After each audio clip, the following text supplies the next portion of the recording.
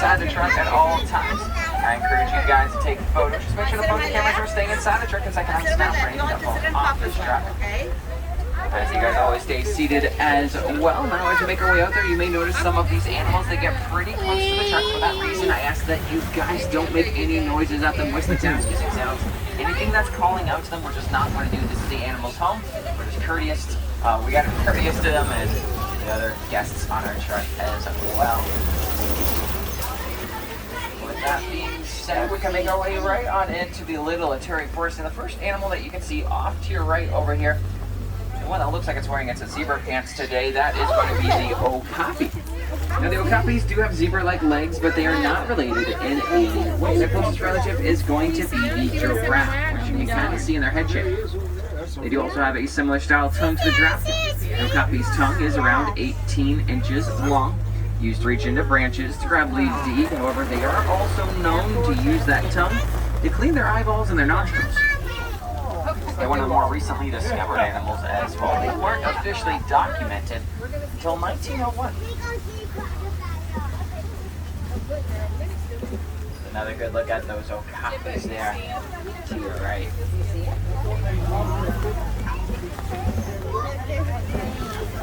And coming up on our left, we're going to be able to find the black rhino. There's one way off in the distance over there, but we'll move on up to this one that's closer. Now the black rhino, he weighs around 3,000 pounds. And from this distance, this rhino cannot see us. Rhinos can only see around 10 feet at best. They will make up for great hearing, though. They have ears that can almost rotate in any direction.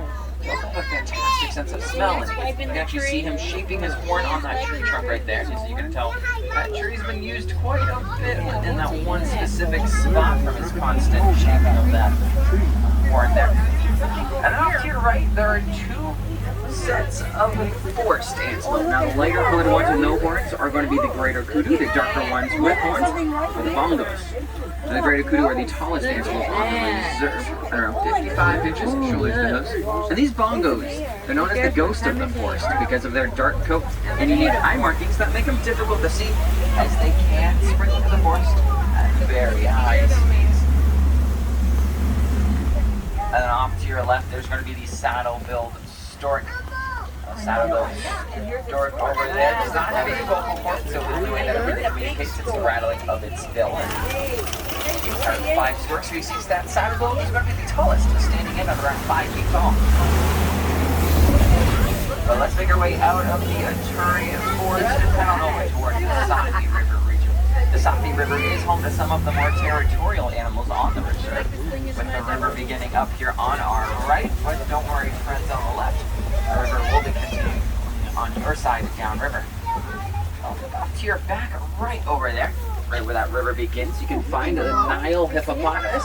Now that hippo weighs around 5,500 pounds. Hippos do not have any sweat glands, so staying in the water is their best way of staying cool. Really only leaving the water for a couple of reasons. And if you did get a good view of that was like a clear shot of Bigfoot.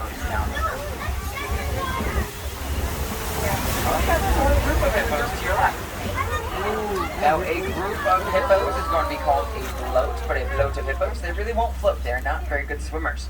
They walk along the bottom of the riverbed, coming up for air every 8 minutes or so. And on the island right there, there's the pink-backed pelicans. They have a wingspan of around 9 feet wide, which if you look above you, the canopy of this truck is going to be around 9 feet. Now those hippos, as I mentioned, they are herbivores, mostly eating grass, hay, lettuce, things like that. But despite being a herbivore, they have the second strongest bite in the world. That bite's going to be second to only these guys, the crocodiles. And they are the Nile crocodiles. Now the Nile crocodiles have the bone-crushing power of around 2,000 pounds per strange. They're strong. Growing 16 to 20 feet long, they are incredibly strong. Despite that strength, they're really not the best hunters. They don't really have a lot of energy to chase after their animals, getting too tired too quickly. However, if something were to get a little bit too close, they can move quickly for a very short amount of time, and they'll be okay for that way with their main source of food being fish and birds. But they're taking a bite out of anything. Like it's just a bit too close.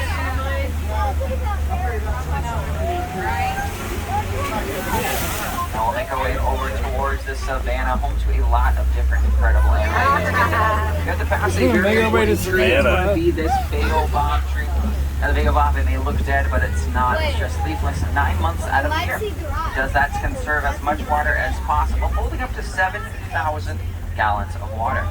During the dry season, when a lot of rivers and lakes are starting to disappear, animals of all kinds are coming from all over and biting down onto that tree's branches and sticks, and they are sucking water like a straw, getting the fluids they need to survive, which gives the baobab a nickname you might be familiar with, because that baobab tree's nickname is the tree of life because of how many different animals are going to be relying on it for survival. Let's make our way down onto the savannah and see what kind of animals we can find here today. My favorite,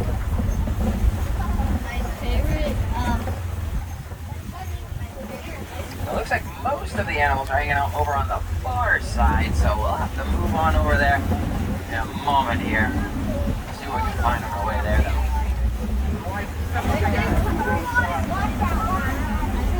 I know there's nothing over here yet.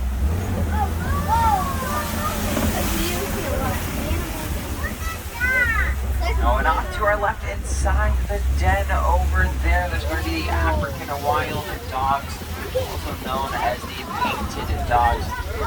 Now the painted dogs, they are very cute, but they're the best hunters in the wild. They're catching their prey around 90% of the time. To put that in perspective, lions, who are also pretty good hunters, lions catch their prey around 25% of the time. And the painted dog is related to the domesticated dog with a couple differences. They have 4 toes instead of 5, and they don't bark. They make a high-pitched yelping noise instead. And then off to your left, there's the sable antelope. The sable antelope is the emblem of the Harambe Wildlife Reserve. They represent peace here in Harambe. And a couple of the termite mounds. Now the termite mounds are made out of mud, dung, clay, and saliva. They serve a couple important uses here. Some tall ones like this one on your left are going to be used as back scratching posts by some larger animals. However, some of those termite mounds that look like that stump on your right, those ones are going to be used by some smaller animals that like to jump up on top of them. And they'll use it as a perch to look out for their predators out on the savannah.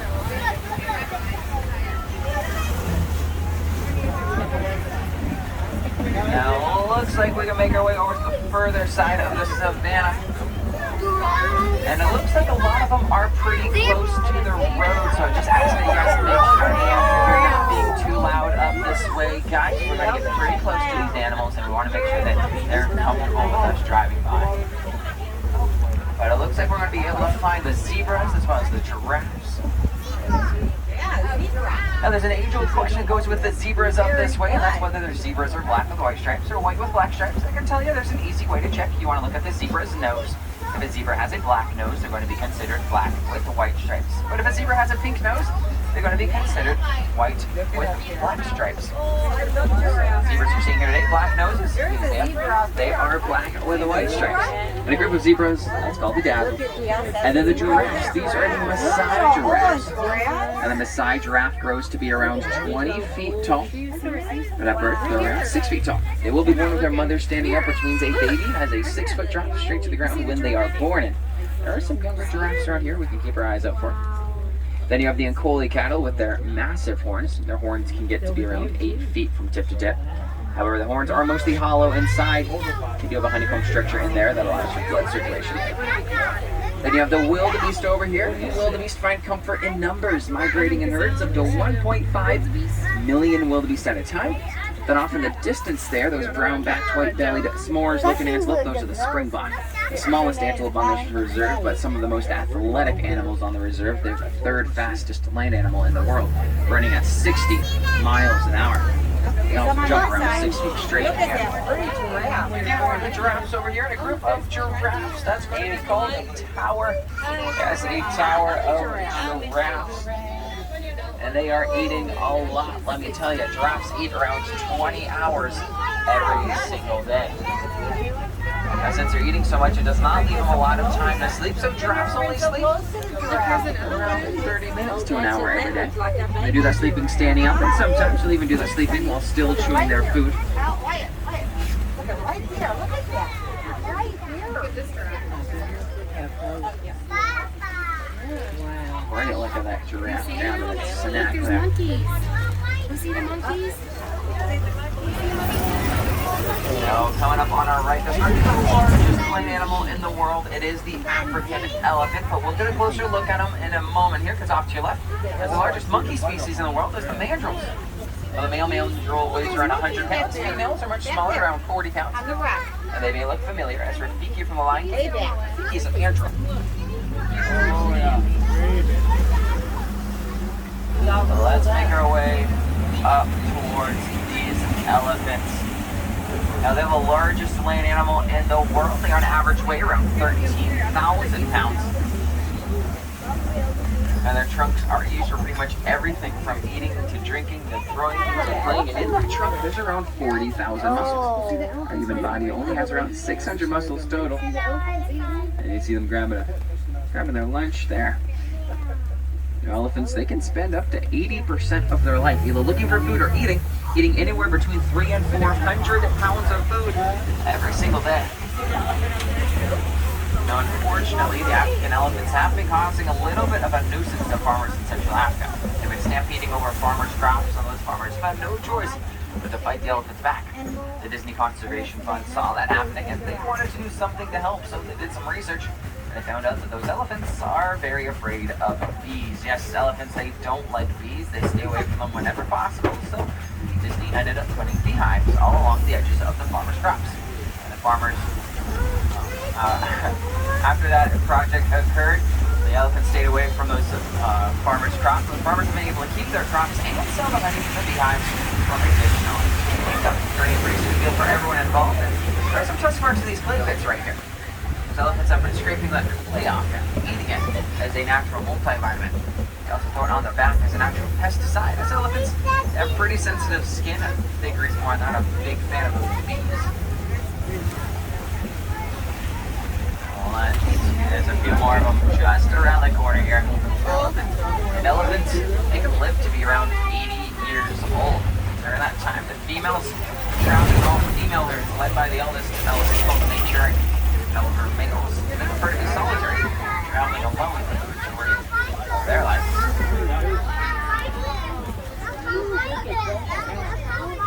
Pretty good look at a couple of those elephants there to your left. Wow, look at that. Now, elephants are actually left or right tusked, same way we humans are left or right-handed. They have a preference for which tusk they use most of their life, and that will end up making one a little bit shorter than the other, and sometimes a little wonky looking as well. A couple more of the baobab trees as well, or some like we call it, the upside down tree. It almost looks like somebody yanked them out of the ground, flipped them upside down, exposing their roots up on top there. Just around the corner here, there's going to be the greater flamingos. Now the greater flamingo get their feed coloring from their diet, mainly consisting of shrimp. So the more shrimp they eat, the pinker they will become. And that's why if you look closely at some of these flamingos, you may notice some of them have gray necks. Those are juveniles, just about a year old.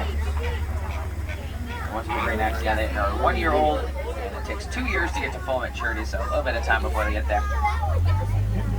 A group of flamingos, that's going to be called a flamboyance. It's a flamboyance of flamingos. If you guys look closely at the island that they are hanging around, that island there, it might be in a familiar shape.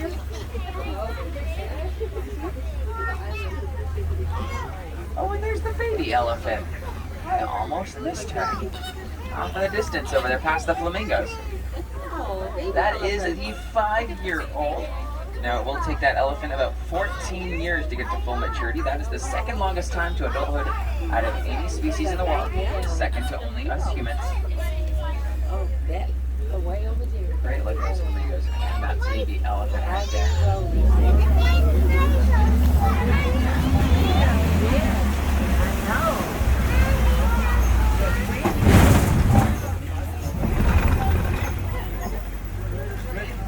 Oh, and just around the corner here. Now, these are the animals you have to be the most careful with to not be too loud, because these are the white rhinos, the third largest land animals in the world. They weigh up to 8,000 pounds. It's more than twice the size of the black rhino we saw earlier, and only smaller than the African and Asian elephants. They are huge. Despite their size, they're still pretty quick. They're known to run at speeds of 35 miles an hour. Running so fast, all 4 of their feet will be in the air at one time when they're sprinting, just like a galloping horse. Careful. Now they're doing the same thing that last elephant, or that last rhino we saw doing. It's shaping its horn on that tree trunk right there. Got a great view of them as long as we're not too loud. Great look at them, and they're hanging out by their favorite place, that mud wallow off in the distance there.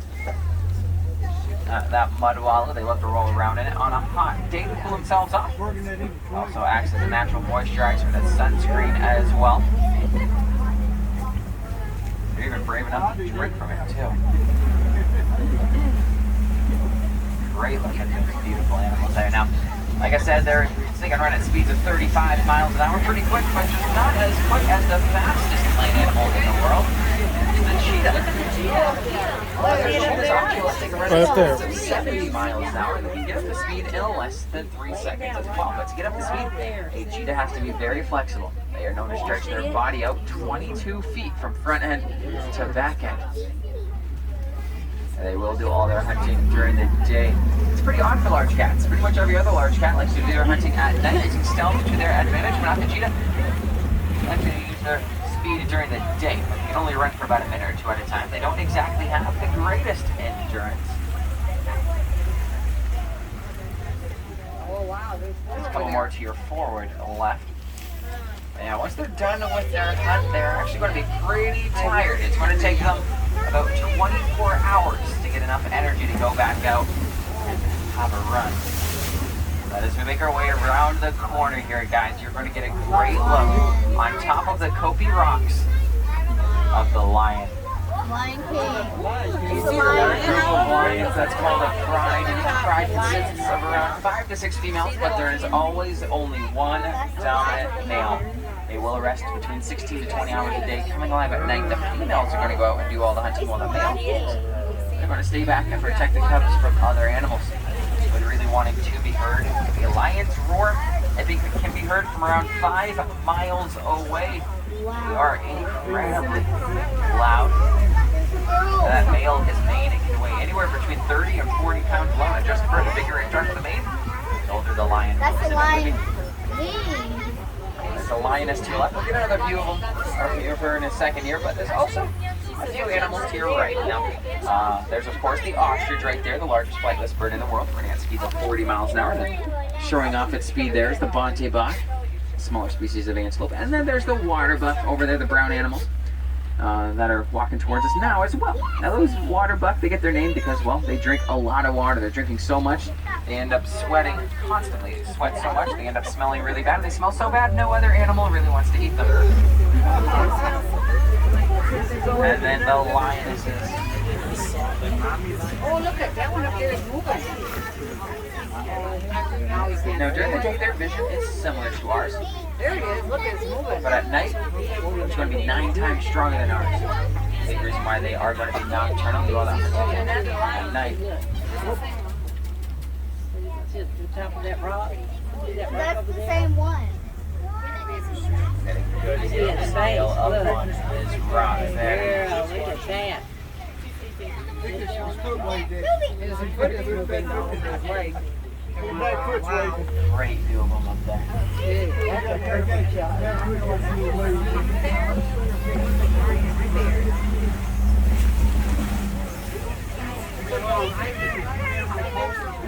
but he's fine. He's rescued. He needs to take a rest sometimes too.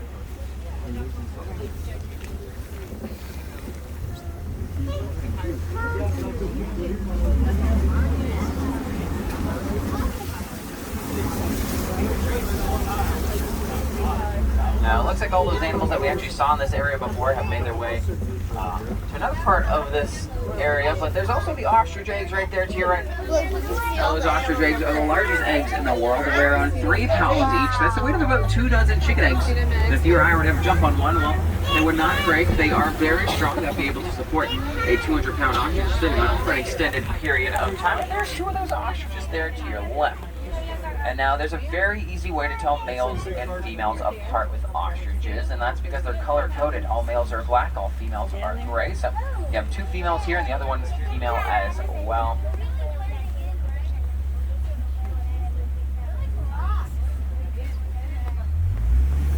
Keep on moving up. Well, we're going to head back towards the village, but we have one last stop. It's going to be Magadi Glen.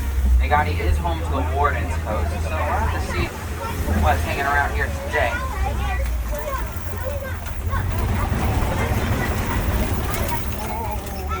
Oh, and hear me out, y'all. If you're in the market for a pet, these animals will mow your lawn. They'll provide you with fresh milk about the size of any household dog, but they will pretty much eat everything you own and climb up on top of everything as well, because they are the Nigerian dwarf goats. Now, the Nigerian dwarf goat, it's very cute. And this is as big as they get. They're all adults. And if you guys want to meet some goats in person, head on over to Rafiki's Planet Watch. They have the affection section over there where you guys can meet a few different animals, and that includes 3 different species of goats.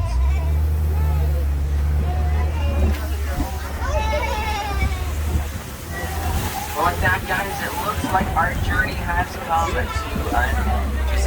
But by just being here, each and every one of you has helped towards the conservation of all of the animals you've seen here today. A lot of the animals we saw are on the endangered species list. As of most recently, our friends the elephants were put on that list around 3 months ago. A lot of it's been given encroachment on the national habitat, which is unfortunate, but it means there are things we can all do to help. One of the things that we can all do is recycle our old electronics.